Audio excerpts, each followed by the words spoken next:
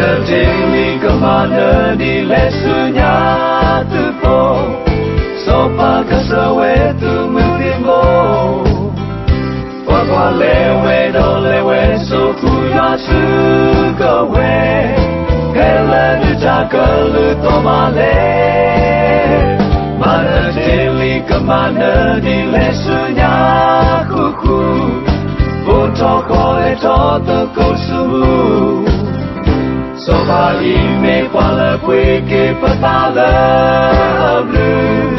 Kukula that's a percoapu. Wadu tasu, come on, Nico the Loo.